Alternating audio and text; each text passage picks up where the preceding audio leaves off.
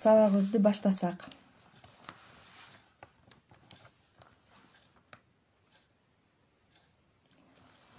Сабагыбызды баштай берели. 26 киши болду. Кутмандуу таңыңыздар менен урматтуу Таңкы Тилек марафонунун катталуучулары.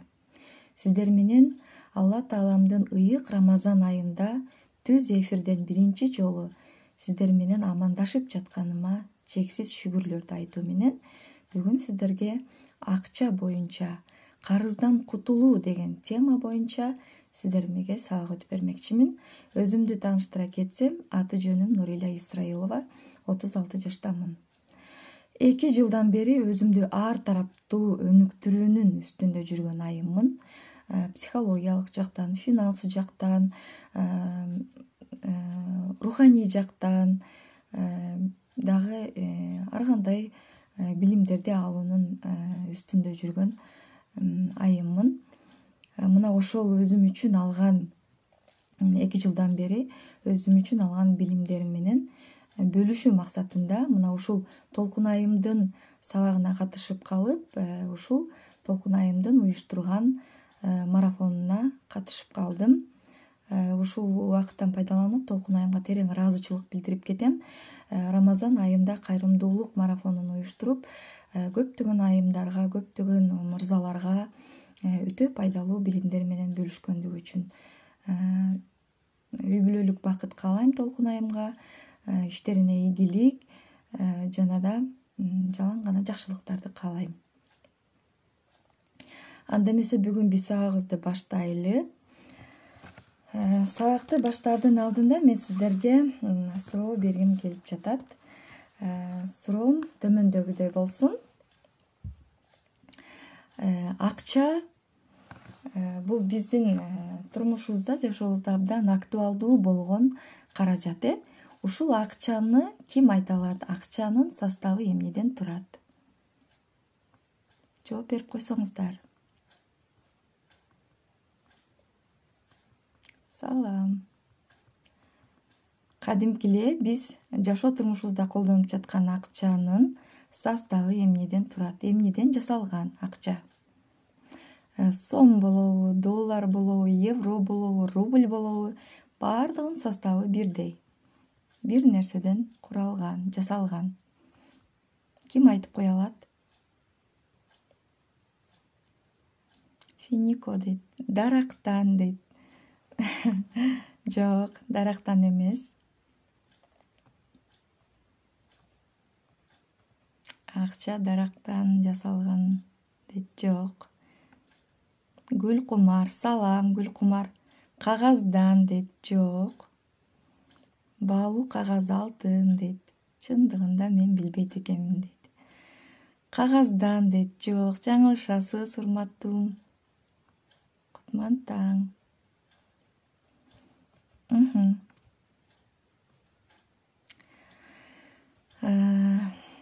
Энергия дейт. Анда эмесе мен сиздерге жооп бергениңиздер үчүн рахмат.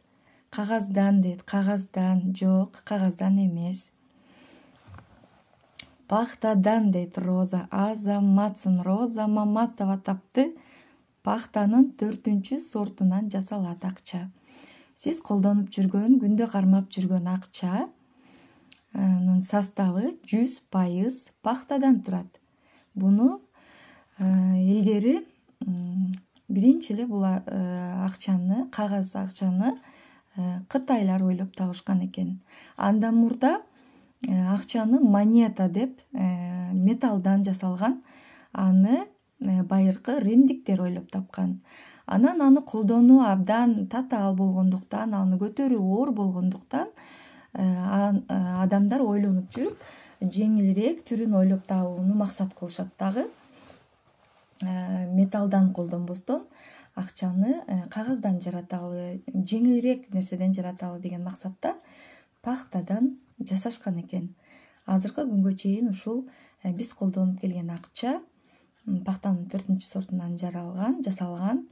Доллар, сом, евро, айтор мамлекеттеги бардык банкноттор пахтадан жасалат. Азаматсыздар, пахта дегендер. Жыгачтын калдыктарынан эмеспи дейт. Жок.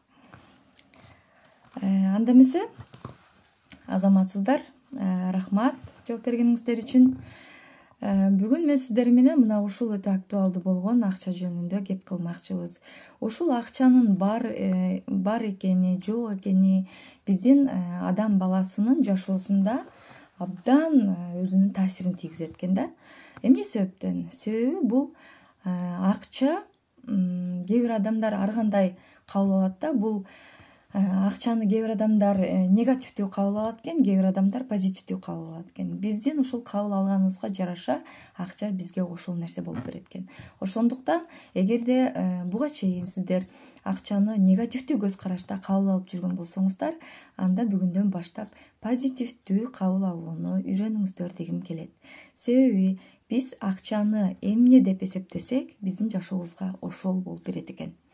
Эгерде акча бул колдун кири деген ойдо жашаган болсоңуз, сиз үчүн бул колуңуздун кири сыяктуу эле жуусаңыз кетип калчудай болуп келип кетет экен. Акча бул суу деп калат, кээ бири. Акча бул суу болсо, демек суу сыяктуу колуңуздан агып түшүп кетет экен. Эгерде акча бул энергия деген болсо, демек сиз туура ой жүгүртөсүз. Акча бул адамга энергия тартуулайт. Байкап көрүңүздөр, сиздер айлык маяны алган күнү кандай гана маанайыңыз сонун болот, энергичный болосуз, баардык нерсеге позитивдүү карайсыз, өзүңүздү бай сезесиз, сүйлөгөн сөзүңүз күчтүү болот. Мына ошондон байкасаңыздар болот. Демек, адамга акча энергия тартуулайт. Болгондо да позитивдүү энергия тартуулайт. Ошондуктан биздин тапкан акчаларыбыз бизге жанагы Алла Таалам бизге ак менен караны аралаштырып берген сыяктуу эле жашоого ойлорубузду дагы эки түрлүү ой берген да, позитивдүү жана негативдүү деп. Мына ошол ой сыяктуу эле акчанын дагы энергетикасы ошондой болуп бизге таасир берет экен жашообузга. Бүгүн мен сиздерге актив жана пассив деген түшүнүктөр боюнча бир аз мүмкүн болушунча мен илимий тил менен эмес, өзүбүздүн жалпак тилибиз менен акча жөнүндө сабак өткүм келип атат. Анткени көп эле адамдар научный тилди түшүнбөйт да. Ошондуктан өзүбүздүн жалпак тилибиз менен, көнүмүш тилибиз менен түшүндүрсөк, ошол абдан жакшы сиңет экен. Анда актив деген эмне? Актив деген бул латын тилинен которгондо ишкердүү дегенди түшүндүрөт. Бул актив, бул сиздин материалдык байлыктарыңыз эсептелет. Мисалы үчүн үйүңүз, минип жүргөн машинаңыз, колдонуп жүргөн колуңуздагы телефон, жада калса үйүңүздө колдонуп жүргөн холодильник, муздаткыч, кир жуучу машинаңыз, айтор материалдык байлыктарыңыздын баардыгы актив болушу мүмкүн экен. Бул ушул материалдык байлыктарыңыз бир эле учурда актив дагы болуп калышы мүмкүн экен. Ал эми кээ бир учурда пассив да болуп калышы мүмкүн экен. Мына ушул түшүнүктөрдү айтып кетейин сиздерге. Качан сиздин материалдык байлыктарыңыз актив болуп калат жана качан пассив болуп калат. Мына ушунун айырмасына токтоло кетели. Эгерде сизге мындай сүрөттөр менен түшүндүрүп берейин сиздерге, абдан жакшы түшүнүктүү болуш үчүн.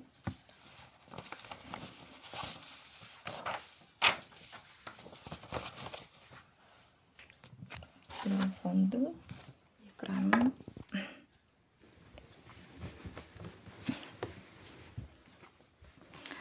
Бүгүн сиздер менен сүрөттөрдү сүйлөтөбүз. Урматтуу катышуучулар, караңыздар. Актив дейт. Бул сизсиз. Караңыз. Маанайыңыз жакшы. Бул сиздин үйүңүз. А бул машинаңыз, а бул колдонгон телефонуңуз. Айтор мен бул негизги 3 эле картинаны чийдим. Мына караңыздар, мына үйдөн акча чыгып жатат. Көрдүңүздөрбү? Бул сиздин чөнтөгүңүзгө акча түшүп атат.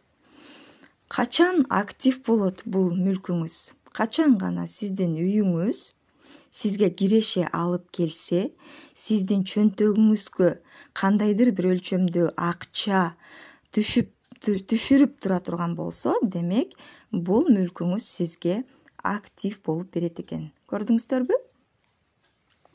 Чөнтөгүңүзгө акча келип атат. Буну кантип актив кылсак болот үйүбүздү? Эгерде сиз бул үйүңүздү квартирага берип койсоңуз, квартиранттар сизге ай сайын акча төлөп турат. Көрдүңүзбү? Анан же болбосо үйүңүздү арендага берип койсоңуз, бир бизнесмендерге арендага берип койсоңуз, офис кылып иштете турган болсо, булар айына сизге кандайдыр бир өлчөмдө акча берип жатат. Демек, бул үйүңүз сизге актив болуп жатат. Машинаңызды алып көрөлү. Мына машинаңыз.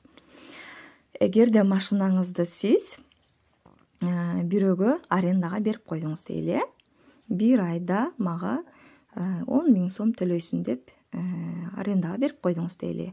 Ал адам таксовать этип иштеп баштады жана сизге ай сайын машинаңызды иштеткендиги үчүн 10 000 сом чөнтөгүңүзгө салып жатат. Көрдүңүздөрбү? Андан кийин колдонуп жүргөн телефонуңуз кайсыл учурда актив болуп калат? Эгерде сиз телефонуңуз аркылуу жумуш жасасаңыз, бизнес жасасаңыз, товарларды рекламалап, телефон аркылуу соода жүргүзсөңүз, демек сизге бул телефон акча алып келип жатат. Ошондо бул эмне болду? Сиздин мүлктөрүңүз, сиздин материалдык байлыктарыңыз сизге актив болуп жатат. Анан качан пассив болуп калат бул мүлктөр? Карап туруңуздар. Мындайдан түшүндүрсөм. Үнүм жакшы эле угулуп жатабы, урматтуу катышуучулар? Актив жөнүндө түшүндүңүздөр, Эми пассив. Качан пассив болуп калат? Пассив болгондо, демек, сиздин кыймыл материалдык байлыктарыңыз сиздин чөнтөгүңүздөн тескерисинче акчаны соруп жатат. Көрдүңүздөрбү? Чөнтөгүңүздөн акча чыгып жатат. Мына машинаңызга кетип атат, телефонуңузга кетип атат, үйүңүзгө кетип атат. Пассив. Ушул учурда сиздин материалдык байлыктарыңыз пассивге айланып калат экен. Демек, караңызчы маанайыңызды. Маанайыңыз түшүп калган. Демек, биздин чөнтөгүбүздөн акчалар чыгып жатат, Бизге көбөйгөндүн ордуна, келгендин ордуна бизден акчалар качып жатат. Эми, качан үйүңүз пассивге айланып калат? Ошол эле үйүңүздө өзүңүз жашасаңыз, эч кандай киреш алып келбесе, өзүңүз эле жашасаңыз, демек сиз бул үйүңүзгө жашаганыңыз үчүн мамлекетке налог төлөп турасыз. Үйүңүз болсо эскирет, кайсыл бир жери бузулат, ремонт требовать этип калат, же болбосо балаңыз шоктонуп терезеңизди сындырып коюшу мүмкүн. Ошол учурда терезе алмаштырасыз. Демек, бул учурда чөнтөгүңүздөн акчаны талап кылып жатат. Мына ошол учурда үйүңүз пассивге айланып калды. Ал эми машинаңыз болсо, бул күндө жумушка барып келесиз, буну арендага берген жоксуз, өзүңүз иштетип жатасыз. Анан күндө бензин куясыз, бензин куясыз, налогун төлөйсүз. Эгерде жолдо жүрүү эрежесин так аткарбай нарушение кылып турган болсоңуз, штраф төлөп калышыңыз мүмкүн. Мына ошол учурда сиздин минип жүргөн машинаңыз пассивге айланып калды. Телефонуңуз эч кандай соода жүргүзбөсөңүз, же болбосо онлайн сабактарды өтүп акча таппасаңыз, демек сиз жума сайын же болбосо ай сайын телефонуңузга интернет үчүн же болбосо колдонуу үчүн акча салып турасыз. Демек, бул учурда сиздин телефонуңуз сиздин чөнтөгүңүздөн акчаңызды соруп жатат. Ушул учурда сиздин материалдык байлыктарыңыз пассивге айланып калат экен.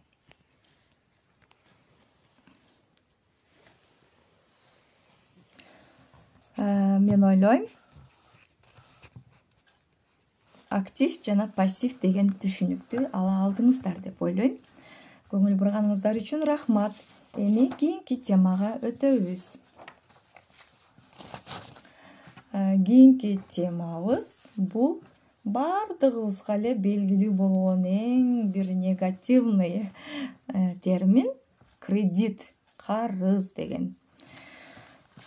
Кредит деген деле бардыгыбыздын жүрөгүбүз шуулдайт. Бир убактабы мен дагы кредиттен башым чыкпай, аябай кыйналып, карызга батып жүргөн убагым болгон. Мына ушул кредит деген эмне? Бул латын тилинен сөзмө сөз которгондо карыз же болбосо насыя дегенди түшүндүрөт. Банк же башка финансы кредит уюму карыз алууга ар кандай максаттарга убактылуу пайдаланууга сунуштаган акча каражатынын суммасын кредит деп түшүнүүгө болот. Бул кредитти сиз ошол келишим түзүп банк менен аласыз. Анан ошол банктан алган акчаны иштеткендигиңиз үчүн алардын өздөрүнүн койгон ставкалары, проценттери болот. Мына ошол проценттерине иштеткениңиз үчүн төлөп бересиз.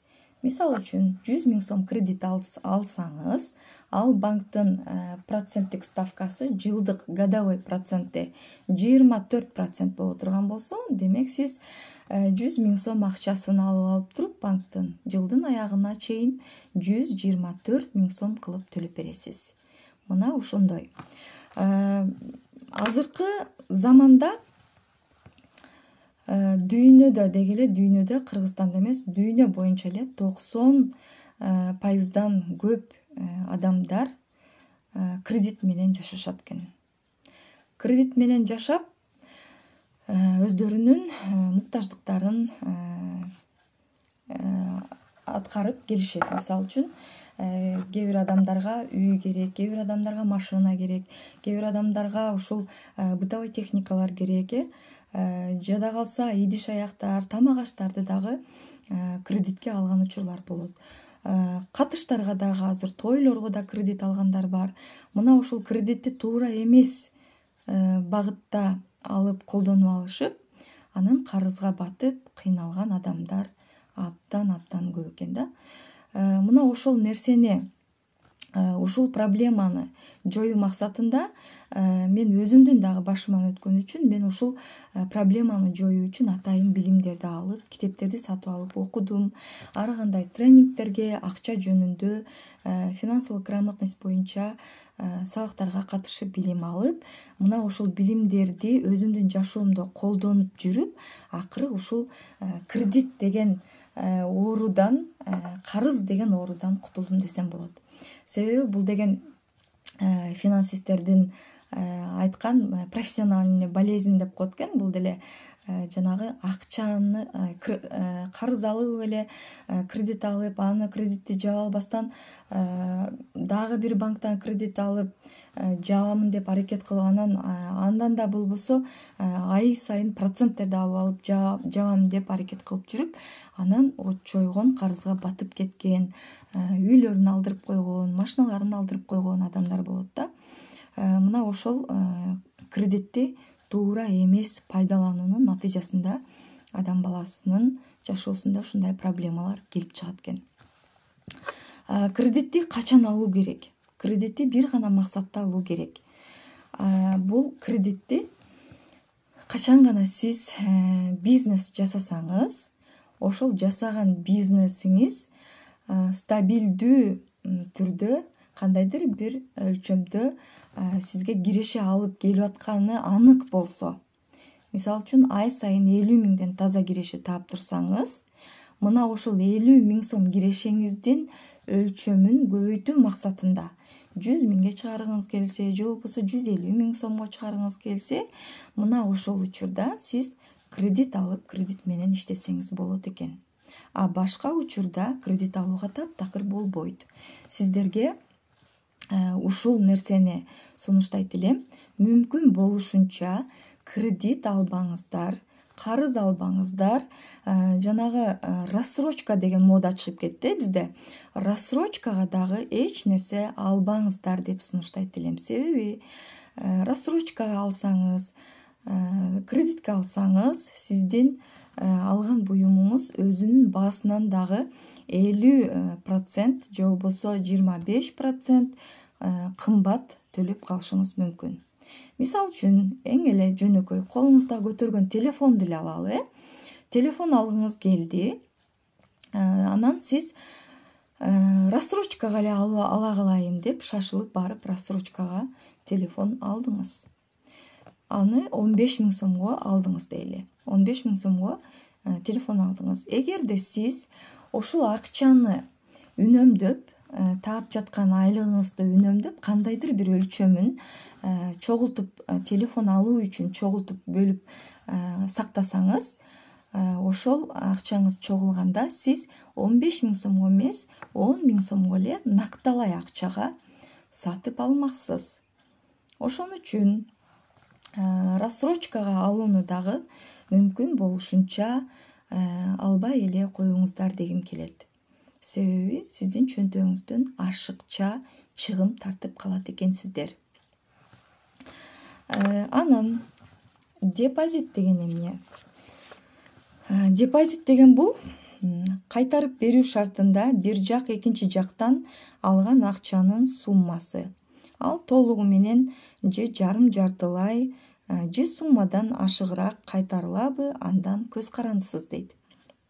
Бул депозит ушул сиз өзүңүз таап жаткан кирешеңиздин кандайдыр бир бөлүгүн сактоо максатында бир банкка барып, келишим түзөсүз дагы ошол банкта акчаңызды сактайсыз. Мына ошол акчаңыз депозит болуп эсептелет. Депозиттин сактоонун эки түрү бар.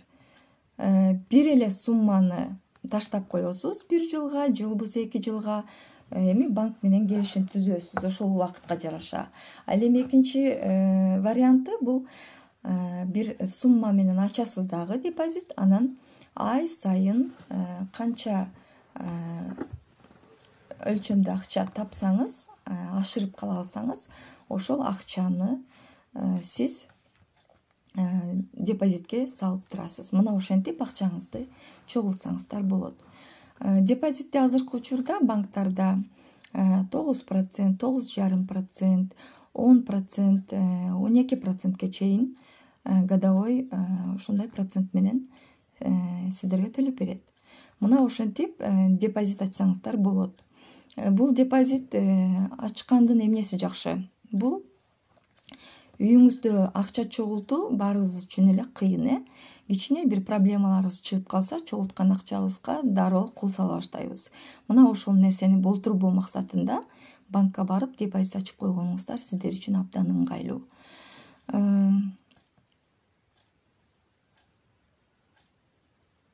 Ооба, туура айтасыз. Көйгөйлүү маселе дейт. Ооба.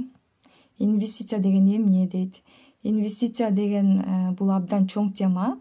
Инвестиция бул бир сөз менен айтканда, инвестиция бул сиз акча үчүн эмес, акча сиз үчүн иштейт. Сиздин чогулткан акчаларыңыз сизге кызмат кылат дегенди түшүндүрөт. Бул инвестиция боюнча биздин алдыда дагы сабактарыбыз бар. Бизнес идеялар боюнча, инвестиция боюнча биздин айымдарыбыз бар. Ошолор кеңири сабак өтүп берет. Бүгүнкү менин темам актив, пассив терминдери жана кредит, депозит жөнүндө сөз кылмакчыбыз. Эми мен сиздерге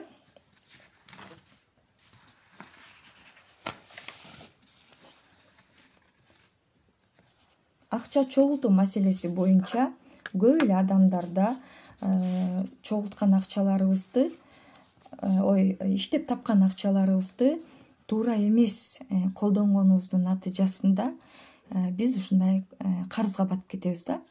карызга батып кетебиз дагы, анан кийин чуркап барып банктан кредит ала коебуз же болбосо процентке акча ала коебуз. Ошентип атып биз аркага кетебиз. Бизде прогресс болбой, тескерисинче регресс, кризис болот да. Ошондуктан ошол нерсени болтурбоо максатында мен сиздерге өзүмдүн колдонуп жүргөн бир баракча, мындай кандай десем, таблица чыйып алгам. Мына ошол таблица менен сиздерге түшүндүрүп кетейин. Так, мынакей момундай таблица чыйып алсаңыздар болот, урматтуу көрүүчүлөр. Бул эмне деген таблица? Бул менин май айына түзгөн таблицам.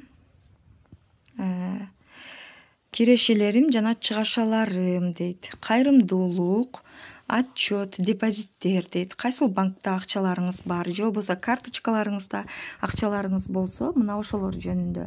Эми бул жерден мисал катары сиздерге жазып түшүндүрүп кетейин.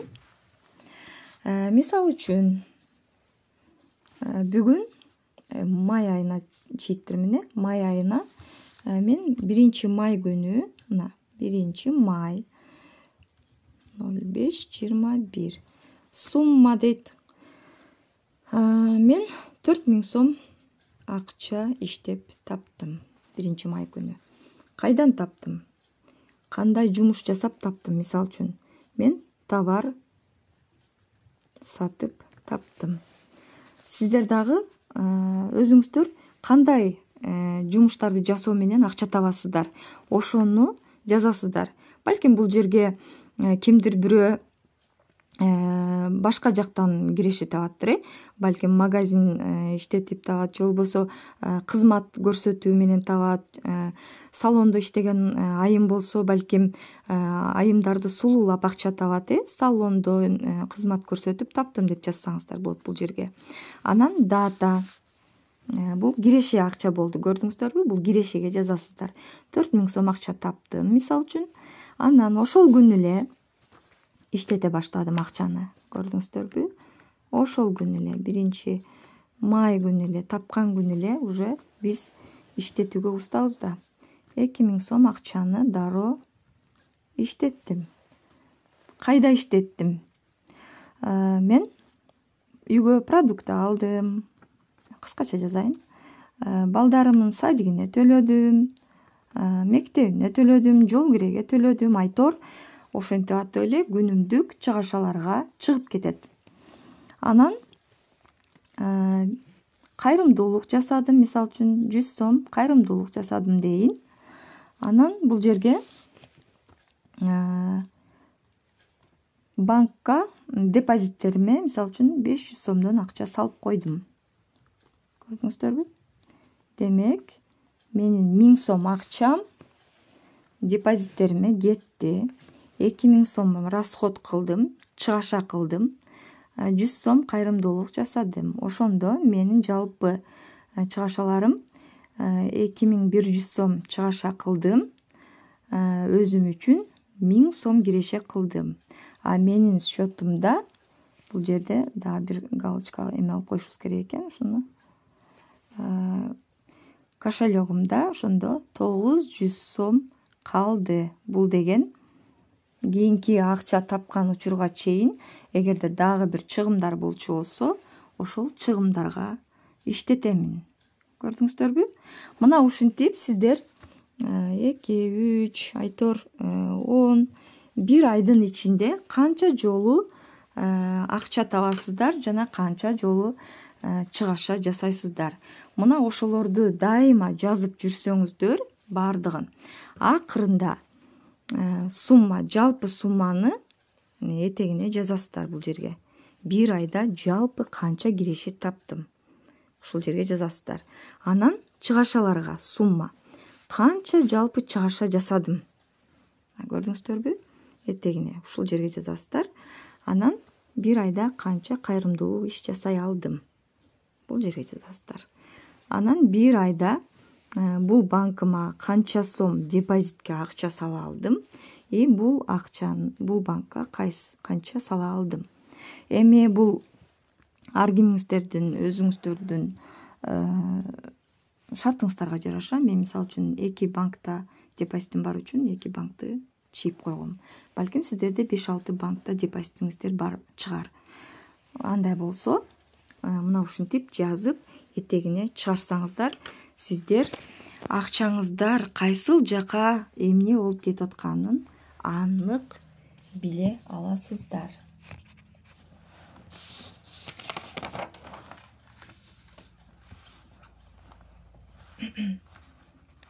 Сабак түшүнүктүү эле болуп жатабы, урматтуу катышуучулар? Үнүм жакшы эле угулуп жатабы?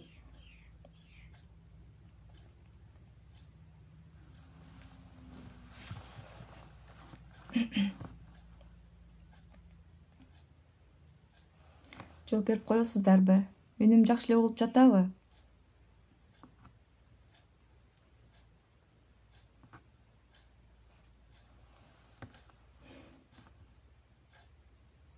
Плюс дейт. Рахмат, азаматсыздар, рахмат. Анда эмесе түшүнүп жатам дейт. Рахмат, ыраазычылык. Сурооңуздар болсо бериңиздер. Карыз боюнча, депозит боюнча сурооңуздар болсо, түшүнбөгөн сурооңуздар болсо же болбосо кызыктырган сурооңуздар болсо бериңиздер, жооп берүүгө аракет жасайын. Кийинки сабагымдын кийинки бөлүгүн суроо жооп иретинде кылайын. Жарым саат бөлгөн болчумун ушул 4 терминди түшүндүрүү үчүн. Демек түшүндүңүздөр, актив деген эмне, пассив деген эмне, кредит деген эмне жана депозит деген эмне. Кредит деген демек бул негативдүү энергетика тартуулоочу, биздин жашообузда бизди ойго салып, бизди кыйноочу термин экен, кредит. Демек мүмкүн болушунча биз кредиттен алыс качышыбыз керек, кредит албашыбыз керек. Депозит бул тескерисинче ошол эле кредиттин антоними. Мен сиздерге сунуштайт элем, капчыгыңыздарда, банктарда депозиттериңиздер болушун каалайт элем. Депозит ачып, акчаңыздарды депозитте сактаңыздар жана чогултуңуздар дейт элем.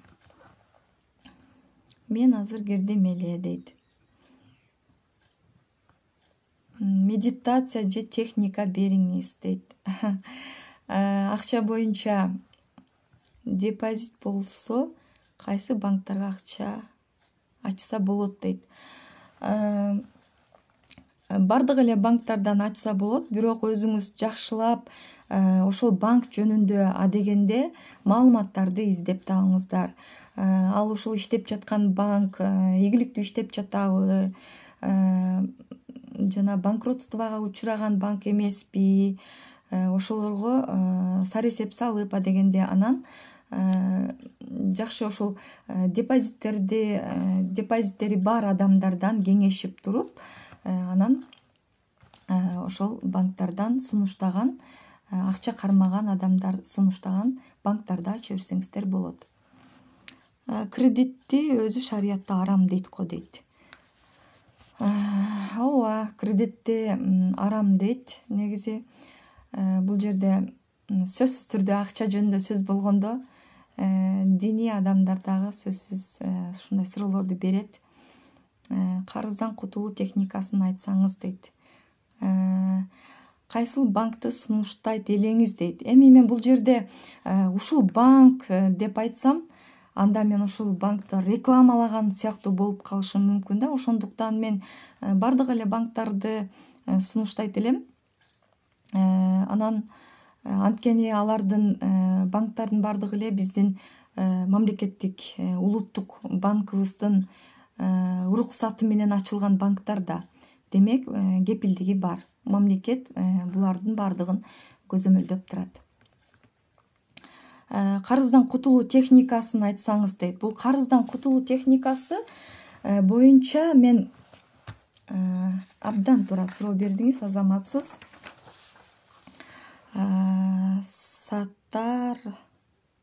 Сатарова айым.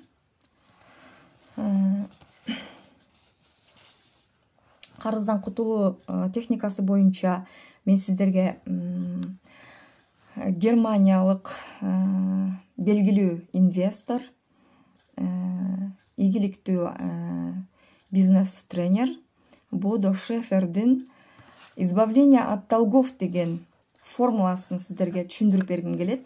50/50 деген формуласы бар. Мына ошол формуланы мен ушундай карыз боюнча суроо берип калса жооп беремин деп даяр кылып чыйып койдум эле. Мынакей азыр көрсөтөйүн сиздерге. Мынакей. Бодо Шефер. YouTube'дан деле карасаңыздар болот. Бул Бодо Шефер жөнүндө маалымат алсаңыздар болот. YouTube каналдарда толтура сабактары бар. Бул мырзанын «Избавление от долгов» формула 50/50. Бул кандай формула? Мен сом менен түшүндүрүп кеттим, жазып кеттим бул жерге. Мисалы үчүн, сиз бир айда 30 000 сом акча иштеп табасыз. 30 000 сом акча иштеп тапсаңыз, сиз 4 000 сомун карыздан кутулууга бөлүшүңүз мүмкүн, бөлөсүз. Мына ушул 4 000 сомду сиз кредитиңиз бар болсо, мисалы үчүн, ошол кредитти төлөө үчүн 4 000 сом бөлүнүп атпайбы? Бул Бодо Шефер бизге ушундай формуланы сунуштап жатат. 4 000 сомду дароо эле карызга, кредитке төлөбөстөн, анын 2 000 сомун гана төлөп, 2 000 сомуна сен өзүң үчүн депозит ачып туруп, чогулт деген кеңеш берип атат. Бул эң сонун кеңеш экен. Буну кандай түшүнсө болот? Мисалы үчүн, мынакей 30 000 сом киреше таап келдиңиз, айлыгыңызды алдыңыз, анын 4 000 сомун дароо бул жака бөлүп койдуңуз. Демек сизде 26 000 сом бир айлык расход кылчу акчаңыз. Буга балдарыңыздын садигине төлөйсүз, мектепке төлөйсүз, жол киреңиз, тамак ашыгыңыз дейли, тамак ашка төлөнөт, коммуналдык кызматтарга төлөнөт. Анан катыштарыбыз бар, биздин толтура катыштарыбыз жакшылык жамандык болуп калат, мына ушундай катыштарга кетет. Анан дагы бул башка чыгымдар чыгып калышы мүмкүн, күтүлбөгөн чыгымдар. Мына ошол болуп отуруп, биздин 26 000 сом акчабыз бир айда түгөнөт. Ошол 26 000ден 30 000ден бөлүп койгон 4 000 сомдун 2 000 сомун карызыңызга бересиз. Ал эми 2 000 сомун депозит ачып өзүңүз үчүн салып коесуз деп атат. Эмне себептен? Себеби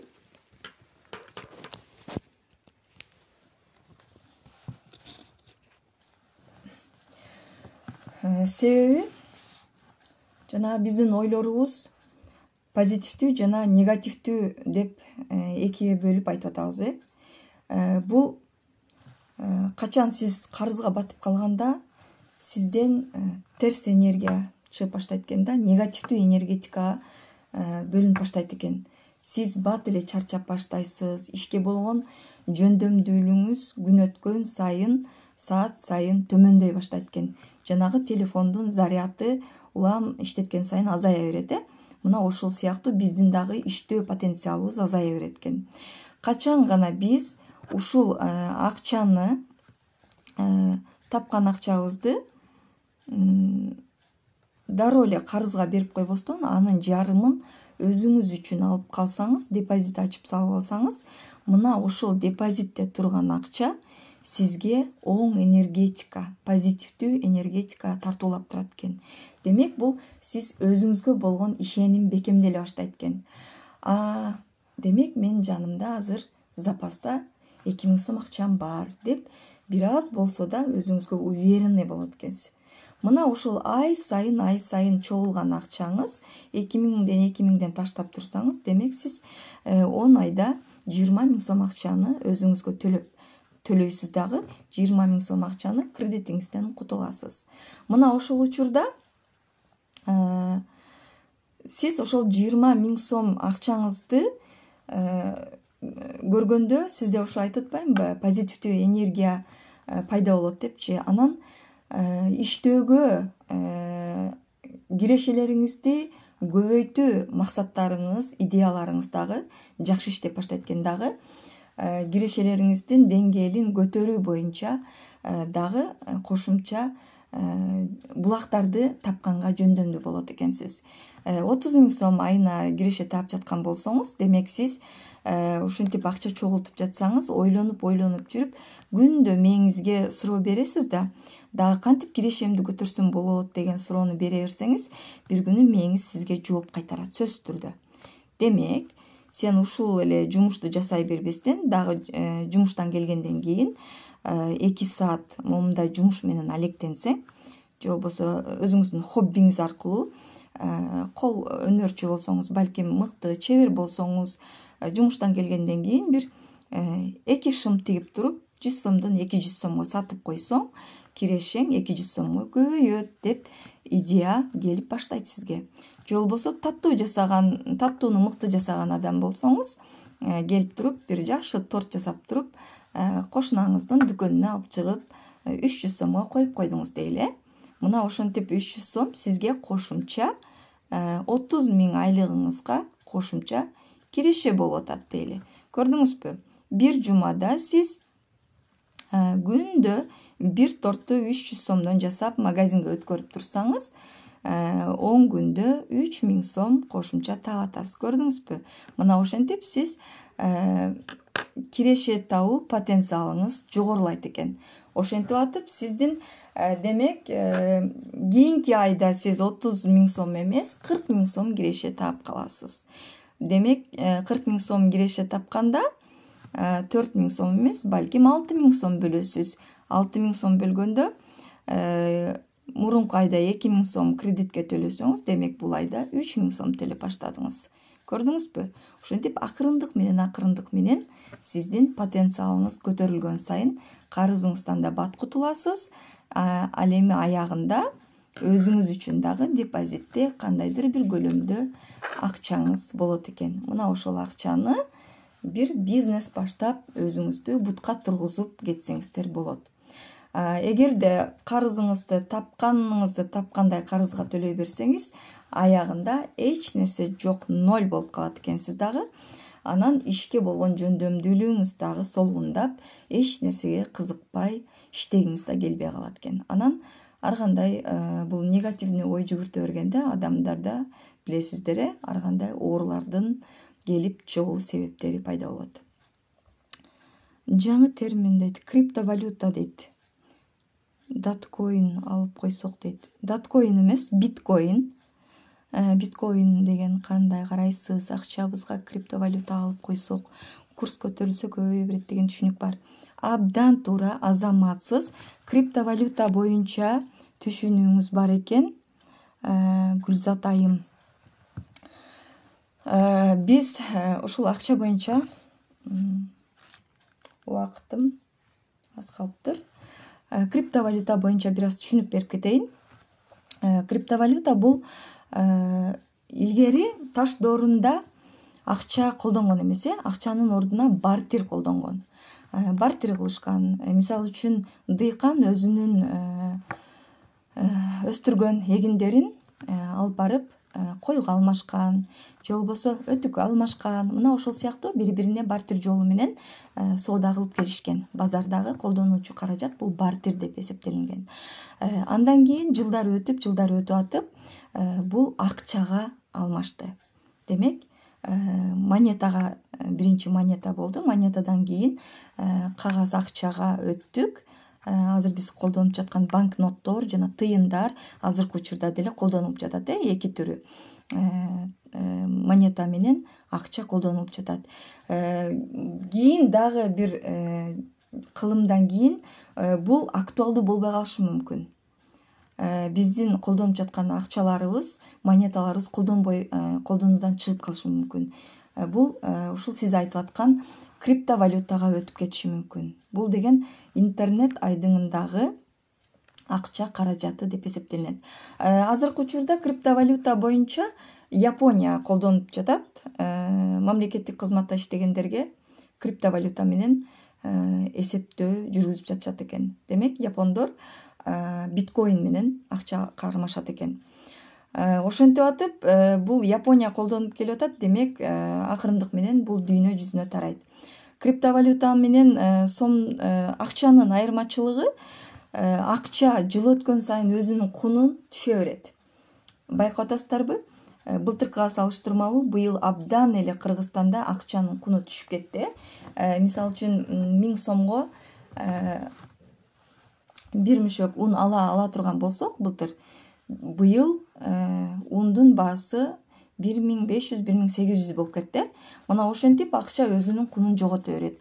Тескерисинче криптовалюта, биткоин жана коиндер бул жыл өткөн сайын өзүнүн күчүн тескерисинче күчүнө кирет экен. Себеби биткоинди чыгарган адам Сатоши Накамото деген бул адамбы же хакерлердин группасыбы, командасыбы бул дайынсыз бүгүнкү күнгө чейин. Ушул Сатоши Накамото деген чыгарган биткоинди. Бул 2040-жылга чейин гана чыгат, андан ары чыгуусу токтойт деп токтотуп койгон. Мына ошондуктан биткоин жылдан жылга өзүнүн күчүнө кирип келет.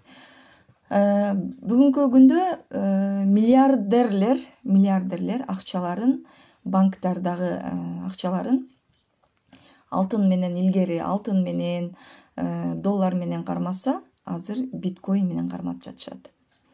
Алардын бир мисал катары айтып кетсем, бул дүйнөгө эң белгилүү, эң биринчи миллионер болгон адам, миллиардер Джон Рокфеллердин неберелери азыркы учурда тапкан кирешелерин жалаң биткоин менен, криптовалюта менен кармап жатышат. Андан башка деле толтура адамдар бар болушу мүмкүн. Мен билгеним боюнча ушул. Ал эмне крипто деген кандай валюта дейт? Бул интернет айдыңындагы валюта, урматтуу махабат айым. Криптовалюта деген бул интернет айдыңындагы валюта. Бул деген бунун физикалык эмне десем, физикалык көлөмү жок. Мисалы үчүн акчаны биз колубуз менен кармай алабыз, бирок бул биткоинди кармай албайбыз, бул интернетте. Кандай түшүндүрсөм болот дагы? Мисалы үчүн онлайн сабактарды айтайлы. Онлайн сабактар, мисалы үчүн ушул эле окуу курсун айтайын. Таңкы тилектер сабагында отурасыз. Мына 59 катышуучу, 60 адам мени көрүп турат. Сабакта отурат азыр аудиторияда, сабагымда. Мына ошол сыяктуу, бирок биздин азыр живой кабинетибиз же болбосо аудиториябыз жок. Бул интернетте пайда болгон аудитория. Демек, бул криптовалюта дагы ушул сыяктуу. Сиз көзүңүз менен көрөсүз, бирок колуңуз менен кармай албайсыз. Анын бар экенине ишенесиз бирок. Ошондой. Кандайсыз эже дейт. Жакшы, рахмат. Өзүңүз кандайсыз? Дагы сурооңуздар барбы?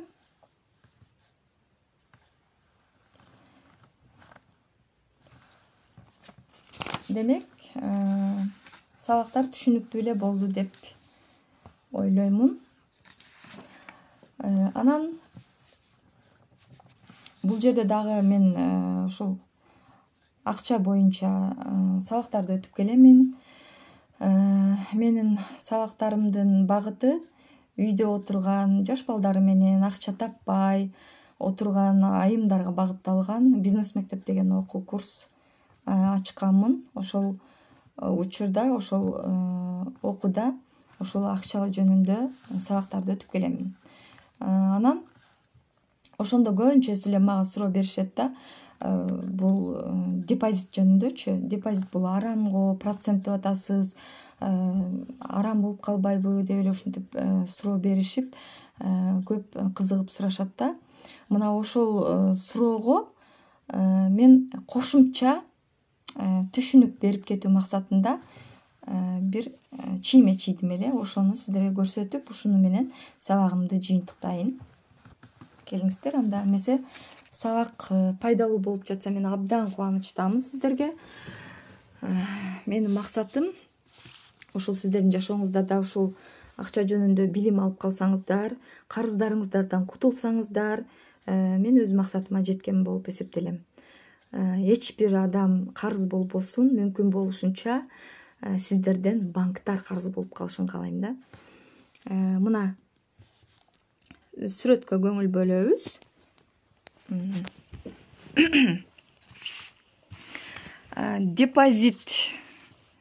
Депозиттеги акча жана ай сайын процентке берип жүргөн процент жөнүндө түшүндүргүм келип атат. Мынакей мисал үчүн Батма жана Зура деген эгиз айымдар булар. Бул Батма Зуранын 100 000 сомдон акчалары бар. Караңыздар. Түшүнүп атасыздар, 100 000 сомдон акчалары бар. Анан булар акчаларын сактоо, көбөйтүү боюнча ой жүгүртүп башташты да булар. Кантип ушул акчамды жок кылбай сактап калсам болот деген ой буларды уже ойлондура башташты. Анан бул Батма айтты: Зура, мен акчамды банкка алып барып туруп депозитке салып коем деди да. Көрдүңүздөрбү? Депозитке салып коем деди. 1 жылга депозитке салам деп айтты. Анан бул эми мен орто эсеп менен эле эсептеп чыгарып койдум. Банктан 1 жылдан кийин эгерде годовой 10%тен алса, мен 23 секунд эле убактым калыптыр, айымдар.